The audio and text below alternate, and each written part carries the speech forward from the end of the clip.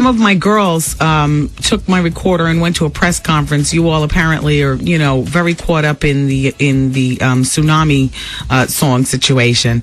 And you asked me to comment, and I have commented. I'm staying out of other people's business. I got my own crap to worry about. But I can tell you that I, along with millions of other people around the world, cried when I found out. And I, along with millions of other people, donated money and some supplies. My son's school actually was collecting. So, through the American Red Cross, you write out your check, and I dropped it off that way, and supplies.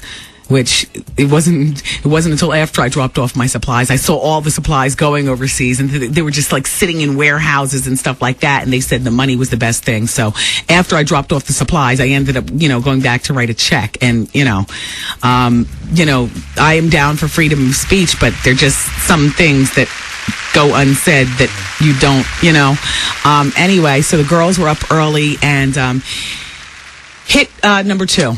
Number 2? They were at the press conference today. Mm-hmm. Can you tell me why you're here today in front of We are saddened and outraged about the situation and hoping that we can do as much as possible to rectify the situation and deal with management to try to right what has happened. What do you hope the next steps are going to be? What would you like? What kind of disciplinary actions would you like to see the station take?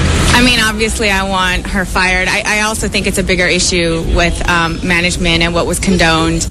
Number 5. Okay. And we're going to move on, but, I'm just letting you hear. My name is Kenneth Cohen, and I'm out here with the NAACP today. Okay, why are you out here? What is your reason?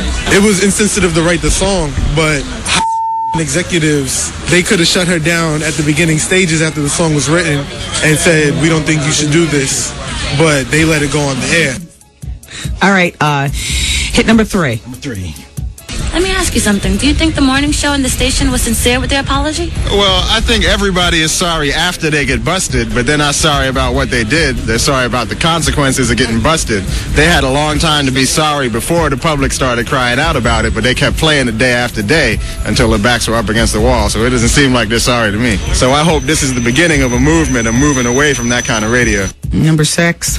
Can you tell me why you're here today in front of Yeah, I'm here to protest the radio station broadcasting a mock song for the tsunami disaster. Maybe I don't have as much of a sense of humor, but even just judging by the lyrics without the contents to make fun of 3,000 people dying, it's not funny at all. Number 8. They want to make a controversy, but they want to select a target that is easier for them to deal with. They want to take a short-term loss. It's totally out of line. It's totally beyond the scope of any tolerance level, in my mind, for any reason. Did you play 4? I didn't play 1 or 2. Okay, play number 2. Are you familiar with the Tsunami Song? How did you feel about it? Oh, I thought it was ridiculous. I think if it wasn't on such a popular radio station and if it wasn't broadcast all over New York City, I would have just dismissed it as just someone being an idiot. Right. But unfortunately, because it was broadcast... Such a big arena. Yeah, so many people heard it, something had to be done. Okay, so that's that. Moving on. No, I don't want to play anymore. I mean, thank you, Nicole, for running out and getting that. And that was to my surprise. She had it when I got here at the station. I figured you guys weren't out there, so I'd give you a taste of what was. And to my colleague, hang in there. Fantasia is a fine-looking, very attractive woman for the block, and for seeing her at the Macy's, and for seeing her, on Fifth Avenue or whatever. But she's trying to do mass appeal.